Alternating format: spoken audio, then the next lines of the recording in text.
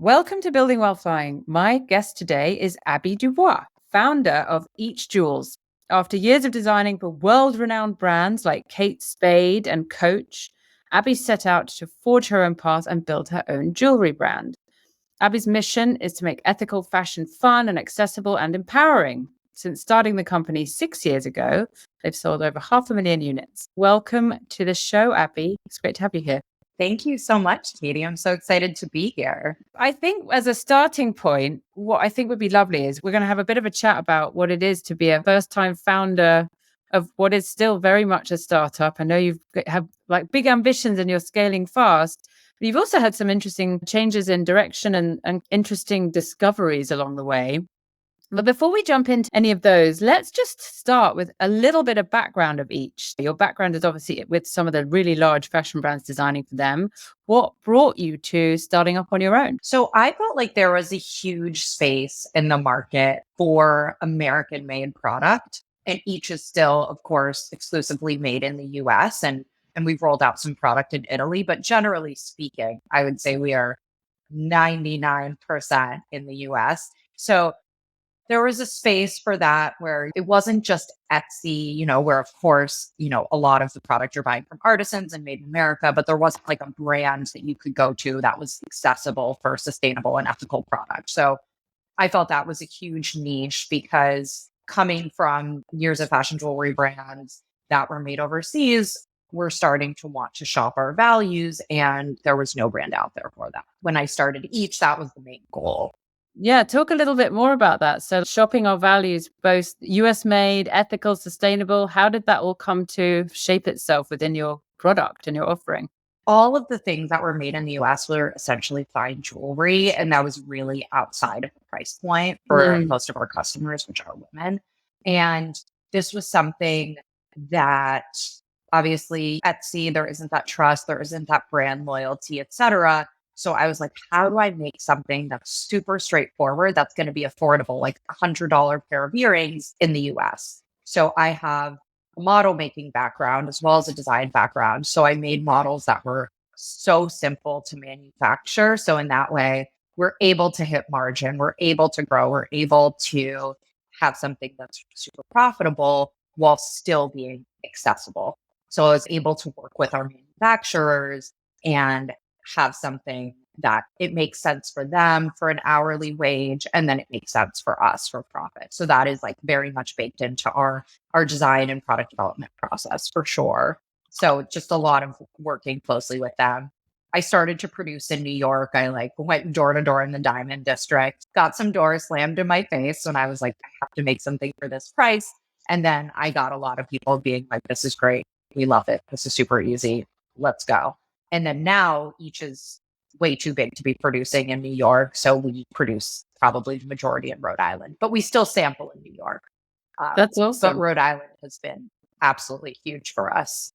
You started out in jewelry and then you had a sort of discovery early on that caused you to Yes. actually shift the lion's share of the work you did. How did that manifest and how did you end up making the decision to make that shift? I think you must have had quite a lot of emotional attachment to the idea of jewelry from your background, but you've ended up now in more of the hair accessory space. What did that mean for your business and your direction? We are very much a hair first brand. I have always loved hair accessories, and every single company I worked for, like when I was at Bobble Bar, I was like, what about hair, guys? And they're like, it's not as profitable as jewelry, so let's stick with jewelry. I think at one point they threw me a bone and we did some barrettes, but I was always trying to push hair. Yeah. And I included a few barrettes in my first and second jewelry collections, and that's what took off. So I was like, all right, if this is working, I'm going to lean in. This is my time. I've been wanting to do this. I've been pitching it. And like, now that it's my own company, I can do it. I can adjust the margin to make it work for each. And I did it. And it was the kind of thing where jewelry, there's a gazillion jewelry brands, household, indie, etc. But there's like less than 10 hair accessory brands. And we're thrilled to be one of them. So everyone has their own unique voice. There's not a lot of crossover. It's actually the most exciting path we could have taken. And it always keeps me on my toes because to a lot of women, hair is an afterthought, obviously. For each, it's not. She throws her hair up in an elastic and she doesn't realize there are so many fashion opportunities that you get so much credit for, more credit than jewelry in my book. And yeah, so it's actually a very exciting shift. And we're still a jewelry brand. Our hair accessories are mostly metal, so they look like jewelry. So there was no loss by any means. It was just like we found our stride, we're going with it. I think it's so interesting. You made a pretty early decision, a calculated one, to step into a space where there's more white space. Super smart move. Also, must be really interesting. Like, I think where you've struck the product and where you are on price point too, especially with Made in US, you've hit a really great intersection of things that matter in this economy as well as in this kind of cultural moment. So the idea of, I'm assuming, I'd love to hear more about that, the each customer or each consumer, but it's one who is presumably looking to show a little bit of her individuality. It's something that's an affordable way to really do that. And you're in a space which is a kind of content heaven for a lot of your consumers. So talk a bit about your consumer, and are you finding that this is like a really great opportunity for people to own their own storytelling and become advocates for your brand in content and in marketing? Oh, absolutely. So we've always had an overtly feminine and nostalgic customer, even before hair was such a big part of our business. So I think that when we launched hair, it really sat with the jewelry and, she sees a piece of her childhood. She wants daisy clips, but not for her 7-year-old self. She wants it for her 37-year-old self, and ones that she's not going to get weird looks if she goes into the office with them. So definitely at our price point, we're not at a fast fashion price point. We're not at an intro price point. So our customer is a little bit older than you'd expect, actually. She's in her 30s, 40s, 50s. Also, she's very no muss, no fuss. Like, these are not women who like curl their hair. They're women that like grow their hair back, and that's it. So it's very easy. It's very like free spirited, and she's not spending crazy amounts, but she's also not afraid to spend $100 on a hair clip that she's going to wear every single day. So that's a big thing. It's actually very interesting. We see a lot of doctors buying directly from us. And yeah, because they put their hair back every day and they're wearing scrubs, and each is a pretty minimal brand. It's not too showy. So it's not something that's going to necessarily alienate their patients. So I thought that was a fascinating niche that I never would have expected. I was like, we were getting so many orders that start with Dr. So-and-so. Things like that always surprised me. And it's such a welcome surprise. Like, we had a huge influx during the pandemic because there's so many healthcare workers that are working so many hours. And they're like, I could wear some daisies. That might be feel. So yeah, make so me that's feel a big happy thing. as I'm looking at myself in a tiny box on the screen. A chunk of your business is wholesale, presumably the lion's share. But you have an online shop. So how have you made that decision of where your kind of main avenues for sales are? We definitely prioritize wholesale just from a search perspective. So to me, hair accessories are top of mind, but to the average consumer, she's looking for a dress, she's looking for shoes, she's looking for something else, then she stumbles upon hair accessories and she makes a purchase. So from that perspective, it's not necessarily an afterthought, but it is an add-on purchase. So that's definitely like where we win in terms of wholesale. Like, we're not a low enough price point to be top of counter, but it is an add-on. So we definitely prioritize our wholesale accounts. We have some amazing partners, and a lot of people find out about us through wholesale, and then they become top of funnel for e-com. So when something sells out on wholesale, we get a lot of that traffic direct. I can imagine. And then what about, like, how are you using social to grow your brand? Oh, social has been great for us. We have UGC and we have celebrity stylists that we work for to get us on some of the A-listers, some of the macro influencers. And then, of course, the conversion happens when you're seeing a normal girl just like styling her hair. So it was great when we were in the FabFitFun box because we got massive influx of UGC from just like customers and whatnot. So that was a huge thing. We've been on Alexandra Daddario. That was a big boon for us. We've been on Tori Spelling. And again, it's because a lot of these people just do not have a million hair clips to choose from. Yeah, it makes a ton of sense.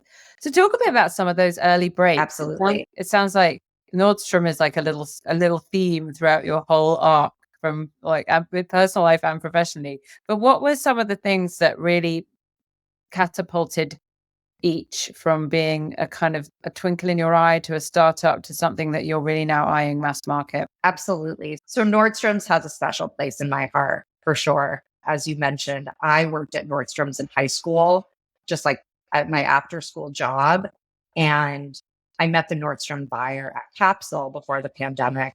Capsule's no longer a thing, but it's a pretty big accessories trade show. And when the Nordstrom buyer stopped by my booth, I was like, we have to make this happen. I got an award as a Nordstrom employee when I was 17 years old. This is highly exciting.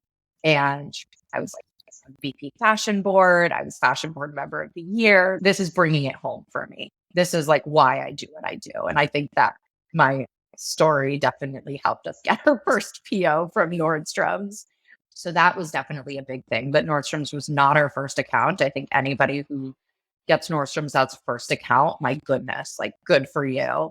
But our first big partnership was with Winky Lux, the beauty brand. The founder was actually on a previous Build While Flying podcast. Natalie is absolutely amazing. I had pitched the brand to her and I was like, we should do an EachX Winky Lux partnership. And she thought it was like a cute brand. There was a lot of visual crossover. She took a chance. It was just after they had raised their seed round. So like having a venture backed brand that gave each like a little bit of a stamp of approval. It's like what Gary says about the high school cafeteria. Natalie was the one person who was like, she can sit at the cool kids table. So that opened every single door for us thereafter. So we got our seat at the cool kids table. And then not even a week later, Free People requested samples and inked a PO. After we launched in Free People, then Anthro came, then Urban came, then Bando came, and Lisa Says Ga came. Like it just, from there on, the domino effect of us having 100 stores was like boom, boom, boom, boom, boom. And also with maintaining those relationships, just because my background is in product and design, product development, production, we were able to make exclusives for all of these accounts. So there was very little crossover and they were willing to push each because they had their own. They had one of each, as we like to say. So yeah, so the exclusivity really helped get people over the finish line. So it would be their own shape or in their own color. So that was huge for us. I think it's so interesting. You've got actually such a deliberative and intentional founding story. We talked about it quite rapidly, but the fact that your design background and the model making background enabled you to design for manufacturing so efficiently, paired with the fact that it's all in the US, which is super attractive to buyers right now. And then on top of that, your ability, because you've got this efficient setup to make bespoke solutions for your partners, it really, like all these things working so well together with one another are such a solid foundation for the brand. So when you think about that arc you've been on, first time founder, you're making it sound very easy. What have you learned? Say yes and figure it out later. Just be like, sounds like a great opportunity. We're gonna do it. And then you have people in your corner. I have the most amazing female founder friends. I have the most amazing board. And I can call on them and ask for advice, words of wisdom. My manufacturers feel like an extension of our team and they will pull favors all the time. I'm like, I need thousands of units for FabFitFun in 6 weeks, please. And they're like, no problem. We got this. And also because it's so easy to make, they can move through things very quickly.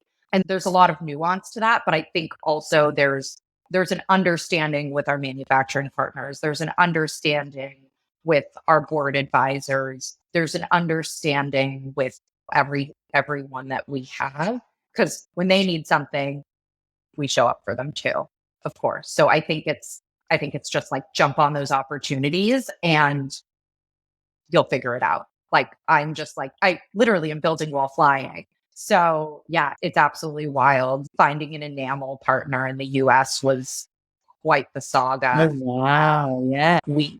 Yeah, a lot of our manufacturers would not touch it, but we found an automotive powder coater to get us all the colors we needed for Nordstrom's, for Banjo, for Urban Outfitters. So we were like racking up these barrettes by hand and passing them off to, you know, guys were like, what is this? But I'm also like, you have paint that's waterproof. So I think you can figure it out. And you don't see any other jewelry in there, and you just see a giant car part. Just Or like a bike part.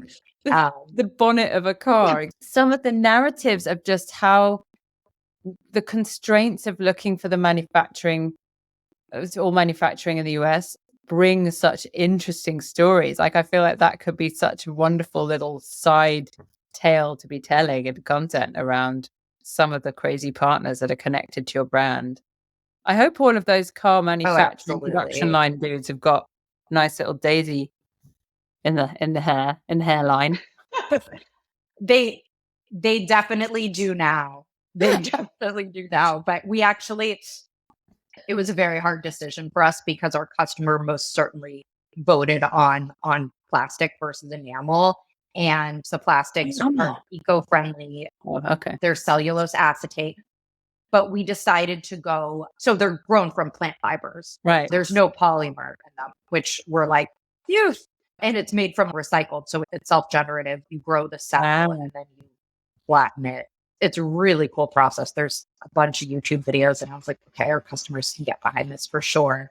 So we made the decision. We're like, I don't think our audience, I don't think our customer base and our retailers are going to disrespect us for choosing to produce this in Italy. And they're absolutely experts. I shouldn't even call it plastic. Same cellulose acetate that is in eyewear and handbags and really high quality stuff. It's not like the same plastic being used for Toys R Us. So we're at least able to keep some integrity. And thus far, luckily, we've gotten no pushback. I personally am fine with the narrative of US and Europe, especially because it's primarily US. Oh, wonderful. And they're fantastic people. Yeah, and I think the attentiveness to the manufacturing process and to finding the right sustainable solution, I think is that's the through line. Obviously, where possible, you're looking to have your production as local as possible. What are your eyes on? I think I know mass market one day in the future, but is there anything in the near term that you're like, I want to crack it? I want to be queen of TikTok, or get this celebrity in, or open up this new production line, or what are some of the things that are just in your sights in the near future? And then what's the dream? So I am definitely going to move things into bridal and occasion and red carpet in the not too distant future. I've gotten so many requests for it, and I'm like, I really need to lean into this. And we've tended to give stylists like 10 daisies to cover somebody's head with or whatever. So really leaning into that, because there's a lot of great content, a lot of editorial moments, a lot of street cred. And then mass market, being a household name. People have this aspirational brand to look at where you're selling a headband. You have headbands on the red carpet, or you have hair clips on the red carpet, but then you can still find a piece of the brand at Target where your average person can afford it. And you're still getting some of each, which is the joke I keep making. A lot of dad humor in this brand. But yeah, so just having the diffusion line. So there's the high-low, which I think works well with TikTok, so to speak, even though it wouldn't be a dupe per se. But I think you can meet the customer where they're comfortable, and some are comfortable at the higher level. A lot of our customers are more comfortable at the mid. And then you have those opening price point customers, which is a bit younger. So just making sure that everybody feels served, but without compromising the brand vision. So that's a big thing. But we're on the warpath, so to speak, to be a household name. So a household name for hair, at least. And then jewelry will always kind of be the supporting category. the supporting and necessary role.